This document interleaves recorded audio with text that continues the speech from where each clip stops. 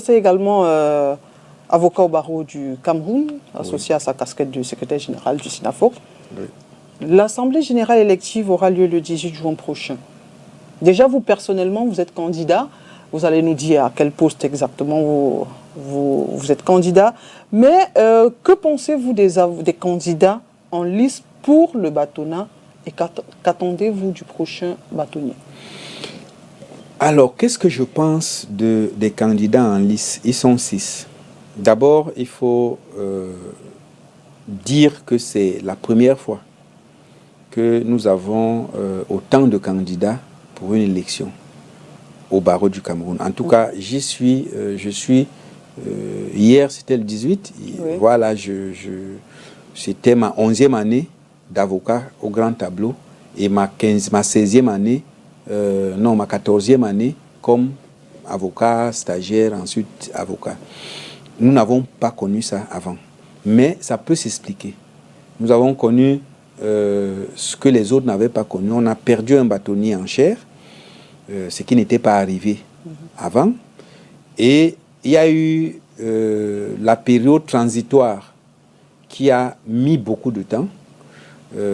Malheureusement, pour des causes qui n'étaient pas internes au Conseil de l'ordre ou aux avocats.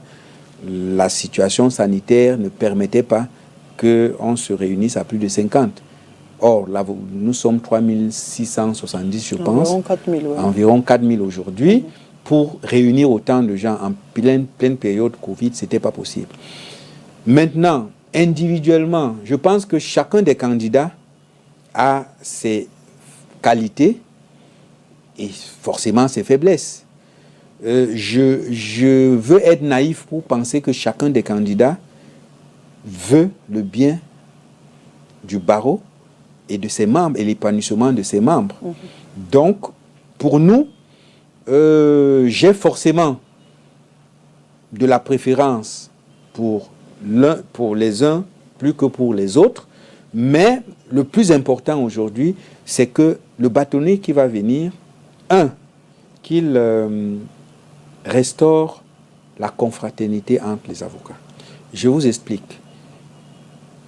La confraternité, c'est ce sentiment d'appartenance entre les avocats qui fait en sorte que lorsque je suis en face d'un avocat, qu'il soit de l'Est, qu'il soit de l'Ouest, qu'il soit du Nord, du Sud, je me sens proche de lui parce que nous portons la même robe, nous sommes soumis aux mêmes obligations et je me sens proche de lui.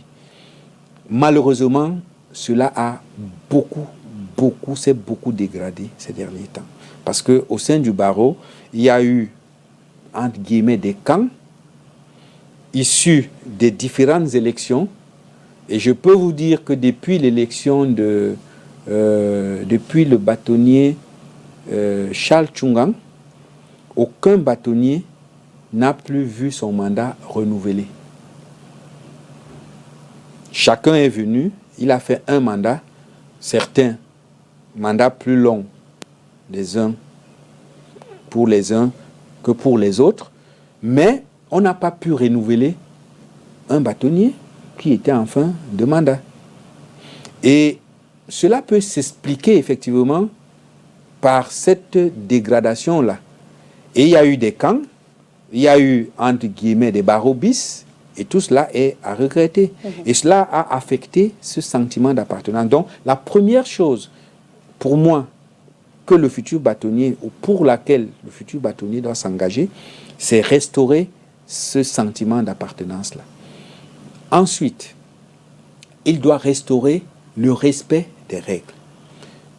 Nous avons des règles séculaires qui sont transmises pour certains de bouche à oreille, d'autres qui sont écrites dans notre règlement intérieur. Il faut les respecter. Parce que malheureusement, si l'avocat ne se respecte pas lui-même, ne respecte pas lui-même ses règles, à l'extérieur, il devient vulnérable. Donc nous devons, nous les avocats, nous devons aujourd'hui restaurer cela et c'est le rôle premier du bâtonnier et du Conseil de l'ordre qui va être élu. Nous avons la protection des avocats. Vous avez vu ces derniers temps, nous avons connu des choses mais inimaginables.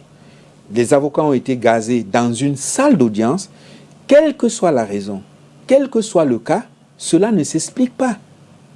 Et d'ailleurs, ceci a eu pour conséquence quoi? On a désacralisé le palais et tous ceux qui sont là. Vous avez vu il y a quelque temps un policier qui a roué de coups un procureur de la République. C'est des choses qui n'étaient pas imaginables. Donc le palais de justice, c'est le rempart. L'avocat, c'est le rempart des libertés. Lorsqu'on s'attaque à lui, on s'attaque à la société tout entière. Oui. Et pour nous, le futur bâtonnier doit être le protecteur des avocats. Mais il ne peut pas être protecteur des avocats si les avocats eux-mêmes se rendent vulnérables par leur comportement au quotidien. Donc il y a un travail à faire en amont, c'est-à-dire chez les avocats, mais aussi il faut un bâtonnier qui soit vraiment épris de tout cela, mais aussi il faut un bâtonnier qui connaisse la gestion des hommes. Il faut qu'il sache gérer les hommes, parce que la gestion des hommes, ce n'est pas donné à tout le monde, ce n'est pas donné aux premiers venus. Il faut beaucoup d'expérience, il faut beaucoup d'amour, il faut beaucoup de patience, il faut beaucoup de don de soi. Et c'est cela que, personnellement, c'est pour cet avocat-là, ce bâtonnier que je voterai. Et je pense que la plupart des avocats vont le faire. Et qu'ils ne vont pas s'attarder sur l'un des autres problèmes qui minent notre barreau, ce problème de sectarisme, de tribalisme, où on vote quelqu'un parce que c'est quelqu'un de son village, c'est quelqu'un de sa religion, ainsi de suite. Vous-même, vous êtes candidat? Je suis déjà membre du Conseil de l'Ordre. Oui. Et je suis candidat pour renouveler effectivement mon mandat, si les confrères le permettent dans les prochains jours. Alors pour certains, la fissure au sein du barreau est très profonde et une élection comme celle qui arrive viendra aggraver la situation. Êtes-vous de cet avis-là? Et sinon, qu'est-ce qu'il faut faire? Alors, ça peut aggraver la situation dans une seule hypothèse. Aujourd'hui, il y a 6 candidats bâtonniers.